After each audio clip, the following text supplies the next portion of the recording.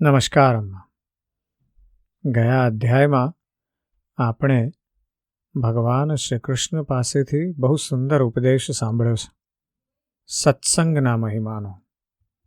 ભગવાન કહે છે કે ધર્મ, સાંખ્ય, યોગ, સ્વાધ્યાય, તપ, ત્યાગ, નિયમ, યમ જેટલા પણ સાધનો છે તેમનાથી એટલી સરળતાથી મારી પ્રાપ્તિ નથી થતી જેટલી સત્સંગથી થઈ જાય છે. કારણ કે સત્સંગથી બધા પ્રકારની આસક્તિ નષ્ટ થઈ જાય છે, અને જ્યારે આસક્તિ નષ્ટ થઈ જાય ત્યારે મારામાં ભક્તિ પ્રબળ થાય છે, એવું ભગવાન કહે છે. ભગવાન આપણને ખૂબ સારી રીતે કર્મ ત્યાગ પણ કેવી રીતે કરી શકાય તેની વાત કરે છે. આજના અધ્યાયમાં આપણે ભગવાન શ્રી કૃષ્ણએ હંસ રૂપે સનકાદિને આપેલા ઉપદેશનું વર્ણન સાંભળવું છે. ભગવાન શ્રી કૃષ્ણ કહે છે, પ્રિય ઉદ્ધવ, સત્વ, રજ અને તમ એ ત્રણેય ગુણો બુદ્ધિના છે, આત્માના નહીં. સત્વગુણ દ્વારા રજોગુણ અને તમોગુણનો નાશ કરવો, પછી સત્વગુણને પણ અંતઃકરણની શુદ્ધિ થઈ જતાં છોડી દેવો, અર્થાત ગુણાતીત થઈ જવું. પુરુષ જ્યારે સત્વગુણ સંપન્ન હોય છે ત્યારે પરમાત્મા પ્રાપ્તિ કરાવનારા ધર્મની વૃદ્ધિ થાય છે. તે સાત્વિક પદાર્થોનું જ સેવન કરે છે. તેથી ક્રમશઃ સત્વગુણ વધે છે અને તેના ફળ સ્વરૂપ ધર્મમાં રુચિ પ્રવૃત્તિ વધતી જાય છે. જ્યારે સત્વગુણ પૂરેપૂરો વિકસી જાય છે ત્યારે રજોગુણ અને તમોગુણ એ બંનેનો સંપૂર્ણપણે નાશ કરી દે છે. અધર્મ જ રજોગુણ અને તમોગુણનું મૂળ છે.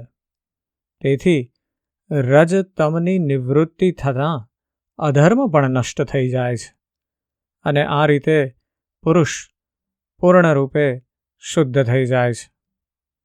ગુણોની વૃદ્ધિ માટેના આ 10 કારણો છે.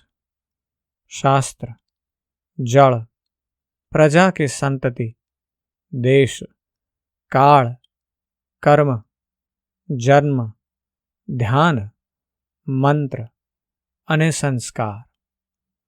આ 10 વસ્તુઓ જો સાત્વિક હોય તો સત્વગુણની, રાજસ હોય તો રજોગુણની, અને તામસી હોય તો તમોગુણની વૃદ્ધિ કરનારી બને છે.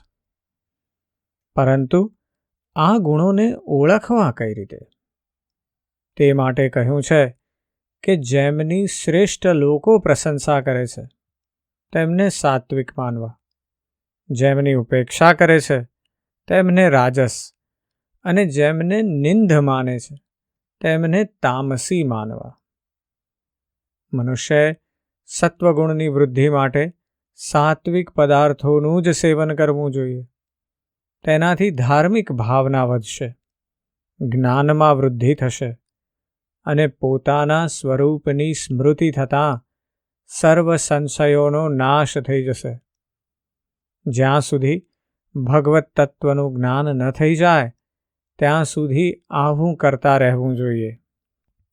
જે રીતે વાંસના ઘર્ષણથી ઉત્પન્ન થયેલો અગ્નિ વાંસના જંગલને ભસ્મ કરીને સ્વયં શાંત થઈ જાય છે, તે જ પ્રમાણે ગુણોના મિશ્રણથી ઉત્પન્ન થયેલું આ શરીર કર્મ પરંપરાઓથી જ્યારે શાંત થઈ જાય છે ત્યારે કર્મ વાસનાઓ ભસ્મ થઈ જાય છે. તેથી વાસનાના પરિણામે બનતું કારણ શરીર નષ્ટ થઈ જાય છે.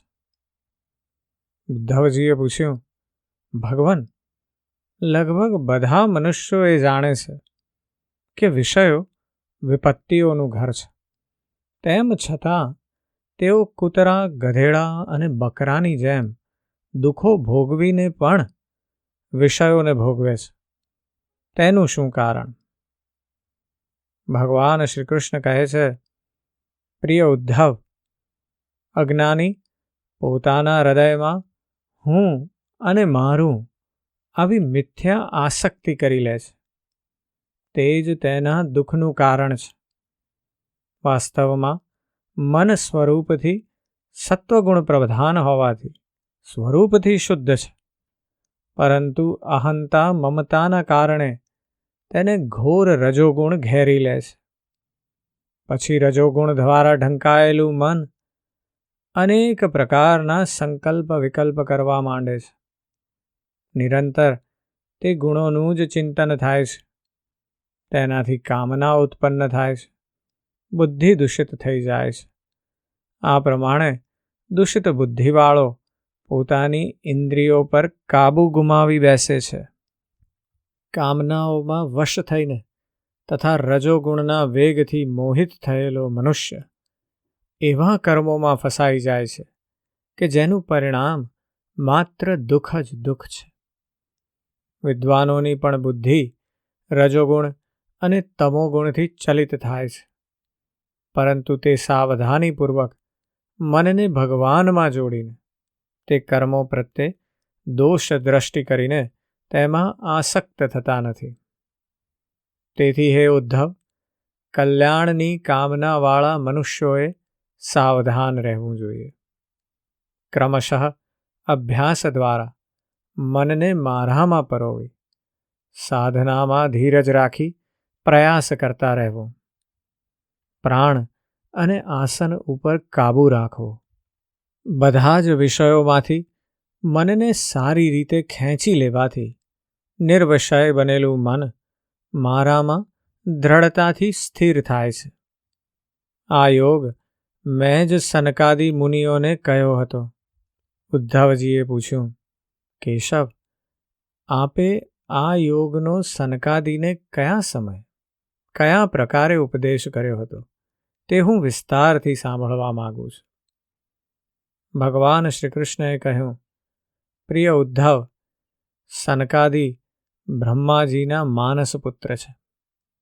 તેમણે એકવાર તેમના પિતાજીને યોગની સૂક્ષ્મ અને અંતિમ સીમા સંબંધી પ્રશ્ન કર્યો. તે પ્રશ્ન આ પ્રમાણે છે.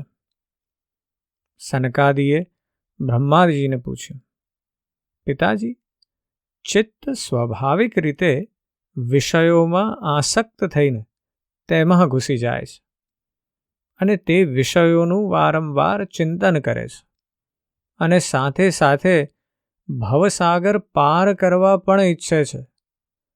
તેથી આ દ્વિધાથી પાર ઉતરવાનો કયો ઉપાય છે? ભગવાન શ્રી કૃષ્ણએ કહ્યું, પ્રિય ઉદ્ધવ, સનકાદિએ લોક પિતામહ, લોક શિરોમણી, ભૂત ભાવન, સ્વયંભૂ બ્રહ્માજીને આ પ્રમાણે પ્રશ્ન કર્યો. પરંતુ બ્રહ્માજીની બુદ્ધિ કર્મોમાં જ જોડાયેલી હોવાથી તે પ્રશ્નનું મૂળ સમજી શક્યા નહીં અને કોઈ પણ ઉત્તર આપી ન શક્યા. પ્રશ્નનો અભિપ્રાય સમજવા માટે બ્રહ્માજીએ મારું સ્મરણ કર્યું. ત્યાં હું હંસ રૂપે તેમની સમક્ષ પ્રગટ થયો. ત્યારે તે સનકાદિકો મને જોઈને બ્રહ્માજીની આગેવાનીમાં મારી પાસે આવીને પ્રણામ કરીને પૂછવા લાગ્યા, આપ કોણ છો? હે ઉદ્ધવ, તે સનકાદિ મુનિ તત્વની જિજ્ઞાસાથી જ આવ્યા હતા. તેથી મેં તેમને જે કહ્યું તે સાંભળો. હે વિપ્રો, જો આત્માના સંબંધમાં આપનો આ પ્રશ્ન છે, તો આત્મા તો એક જ છે. જે તમારામાં છે તે જ મારામાં પણ છે. આત્મા સિવાય બીજી કોઈ વસ્તુ જ નથી. આવું હોવા છતાં જો હું ઉત્તર આપવા માટે બોલું તો કોનો આધાર લઈને બોલું? પંચ મહાભૂત તત્વો પણ સઘળા પ્રાણીઓમાં સરખા જ છે. તેથી આપે કો ભવાન આવો જે પ્રશ્ન કર્યો તે માત્ર વાણીનો જ વિલાસ છે. તાત્વિક અર્થથી રહિત છે. મનથી, વાણીથી, દ્રષ્ટિથી અથવા અન્ય ઇન્દ્રિયોથી કંઈ પણ જોવા, સાંભળવા અને ચિંતવવામાં આવે છે તે સઘળું હું જ છું. મારા સિવાય બીજું કોઈ જ નથી. આ તમે નિશ્ચિત રૂપે સમજી લો. હે પુત્રો, વાસ્તવિક રૂપે જીવ મારું જ સ્વરૂપ છે, પરંતુ આસક્તિના કારણે ચિત્ત ગુણોમાં પ્રવેશે છે અને ગુણો ચિત્તમાં પ્રવેશે છે. આ બંને વસ્તુઓ જીવના ઉપાધિરૂપ દેહને લીધે છે એવું સમજો. પરંતુ દેહ કાંઈ જીવનું સ્વરૂપ નથી, કારણ કે જીવ તો મારો અંશ છે. ગુણોથી બનેલું સ્થૂળ શરીર છે અને ચિત્તથી બનેલું સૂક્ષ્મ શરીર છે. અનાત્મ પદાર્થોમાં તાદાત્મ્ય કરીને જીવ કર્મોમાં ફસાઈ જાય છે અને વાસનામય કારણ શરીરનું પણ નિર્માણ તે કરી દે છે. આ બધું અજ્ઞાનનું જ કારણ છે. વારંવાર વિષયોનું સેવન કરતા રહેવાથી ચિત્ત તે વિષયોમાં ઘૂસી જાય છે.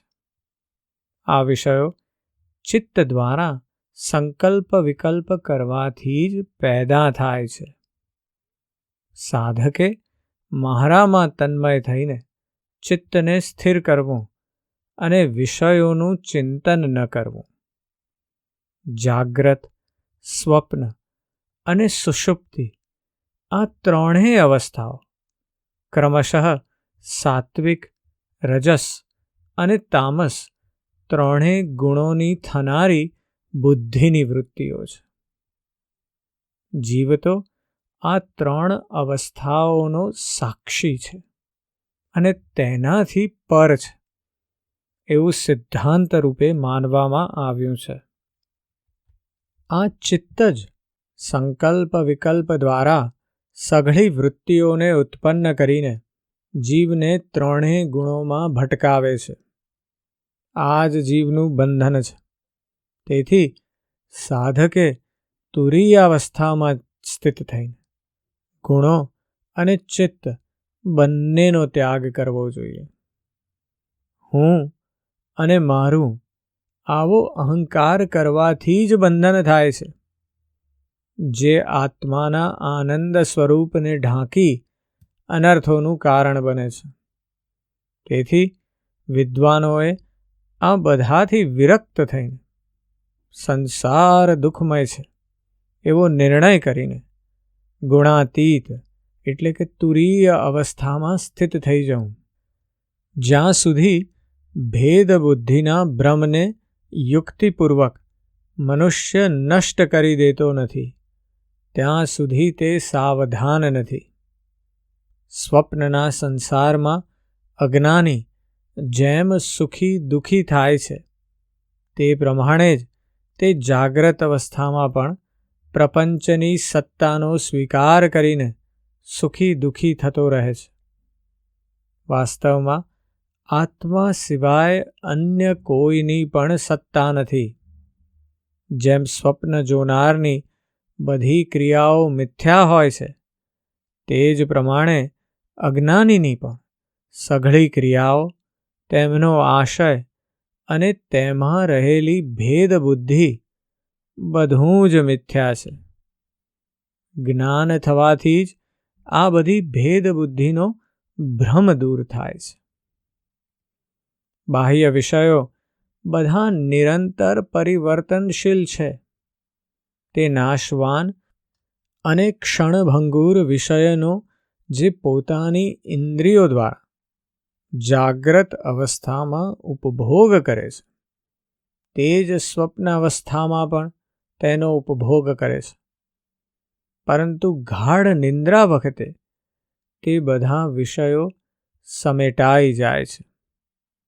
આ પ્રમાણે આ ત્રણેય અવસ્થાઓનો અનુભવ કરવાવાળો સાક્ષી ચેતન આત્મા એક જ છે. તે ત્રણેય અવસ્થાઓને જાણવાવાળો છે, ત્રણેય ગુણોની વૃત્તિઓને જોવાવાળો છે.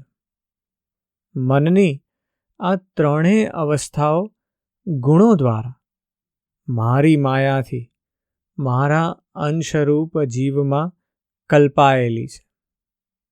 એવો આત્મ સ્વરૂપનો નિશ્ચય કરી તમે જાણી લો અને અનુમાન પ્રમાણ દ્વારા સત્પુરુષોના ઉપદેશો વડે તીક્ષ્ણ કરેલી જ્ઞાનરૂપી તલવારથી સર્વ સંશયોનું કારણ એવા અહંકારનો નાશ કરી હૃદયમાં રહેલા મને ભજો.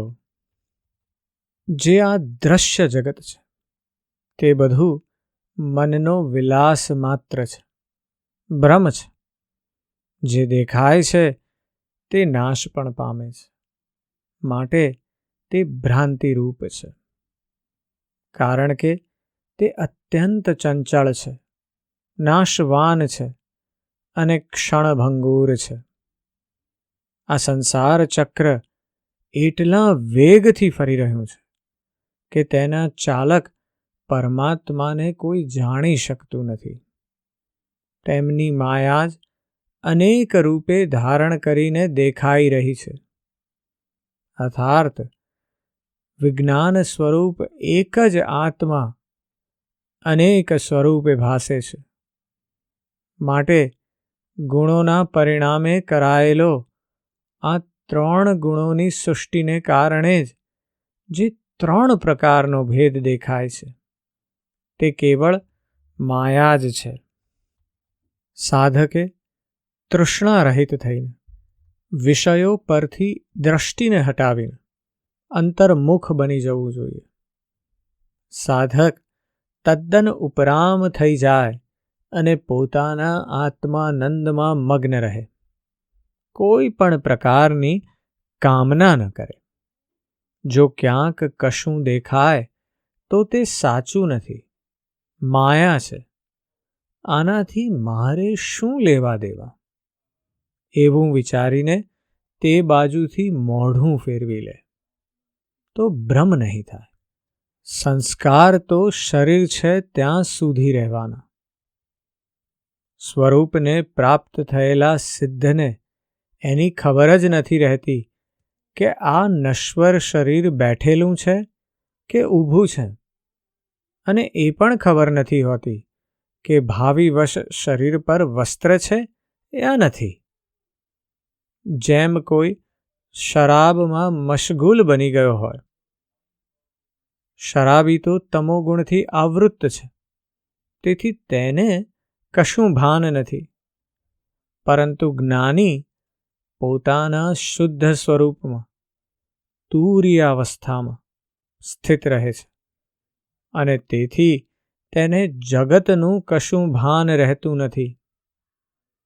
દેહ પણ પ્રારબ્ધને આધીન હોવાને કારણે પોતાને ઉત્પન્ન કરનાર કર્મો શેષ છે ત્યાં સુધી પ્રાણ તથા ઇન્દ્રિયો સાથે જોડાઈને જીવે છે. છતાં જેણે સમાધિ યોગ પ્રાપ્ત કર્યો હોય અને તે દ્વારા પરમાર્થ વસ્તુને જાણી હોય એવો જ્ઞાની સ્વપ્નના સંસારની જેમ પ્રપંચ સહિત તે શરીરને સેવતો નથી, અર્થાત તેના પર આસક્ત થતો નથી. હે બ્રાહ્મણો, મેં સાંખ્ય અને યોગ વિશે શાસ્ત્રોમાં જે કહ્યું છે તે જ વાત તમને જણાવી. તમે લોકો મોક્ષ ધર્મના સંબંધમાં જાણવા ઈચ્છતા હતા, જે મેં તમને બતાવ્યું. હું યજ્ઞ સ્વરૂપ ભગવાન સ્વયં જ તમને ઉપદેશ કરવા માટે હંસના રૂપમાં આવ્યો છું, એવું તમે જાણી લો. હે બ્રાહ્મણો, યોગ, સાંખ્ય, સત્ય, ઋત, તેજ, શ્રી, કીર્તિ, દમ આ બધા ગુણોનું આશ્રય સ્થાન હું જ છું. જેમનામાં સમતા તથા અનાસક્તિ વગેરે જે શ્રેષ્ઠ ગુણો છે તે બધા નિર્ગુણ, નિરપેક્ષ, સર્વના હિતૈષી, સર્વના હેતુરહિત સુહૃદ, સર્વના પ્રિય એવા મને પરમાત્માને ભજે છે અને આ બધા ગુણો મારામાં વસે છે. આ પ્રમાણે સનકાદી મુનિઓનો સંદેહ ઉપદેશ દ્વારા મેં દૂર કર્યો. ત્યારે તેઓ ખૂબ પ્રસન્ન થઈને પ્રેમપૂર્વક મારી સ્તુતિ કરવા લાગ્યા. આ પ્રમાણે તે સનકાદી ઋષિઓ દ્વારા હું ખૂબ જ સન્માનિત થયો અને તેમણે મારી સ્તુતિ કરી. ત્યારે બ્રહ્માજીની સામે જ હું મારા ધામમાં સિધાવી ગયો. આજનો અધ્યાય ફરી એકવાર ભગવાને તત્વજ્ઞાનનું ખૂબ બધું દર્શન કરાવ્યું છે આપણને. ભગવાને આપણને કીધું છે કે ગુણોની વૃદ્ધિ કેવી રીતે થાય અને ગુણોને ઓળખવા કઈ રીતે. જેમની શ્રેષ્ઠ લોકો પ્રશંસા કરે છે તેમને સાત્વિક માનવા, જેમની ઉપેક્ષા કરે છે તેમને રાજસ અને જેમને નિંદ માને છે તેમને તામસી માનવા. અને પાછો ઉદ્ધવજીએ પ્રશ્ન કર્યો છે કે લોકો દુઃખો ભોગવીને પણ વિષયોને ભોગવે છે તેનું કારણ શું છે. અને ભગવાન જણાવે છે કે જે આપણું સત્વગુણ પ્રધાન મન છે એને ધીરે ધીરે અહમ અને મમતાના લીધે રજોગુણ ઘેરી લે છે અને પછી એ રજોગુણની સાથે સાથે તમોગુણ પણ આવી જાય છે અને ત્યારબાદ તો માણસ બસ દુઃખમાં જ ફસાઈ જાય છે. અને ત્યારબાદ સનકાદીને એમણે જે સુંદર ઉપદેશ આપ્યો છે, જે માણસને વિષયોની આસક્તિઓમાંથી દૂર કરવાનો અને ભવસાગર પાર તરી જવાની વાત છે, તેનો બહુ સુંદર ઉપદેશ છે. જીવને બંધનમાંથી બહાર નીકળવું હોય તો તુરીય અવસ્થામાં પહોંચવું પડશે, જ્યાં ગુણો અને ચિત્ત બંનેનો ત્યાગ કરવો પડશે. આત્માનું સાતત્ય અને આત્માની સત્તા સ્વીકારવી પડશે. અને જ્યારે એ થઈ શકશે ત્યારે જ મનુષ્ય આગળ વધી શકે છે. આજનો અધ્યાય ચેતનાથી અને ચિંતનથી ભરપૂર છે. ફરી વાર સાંભળવા જેવો છે.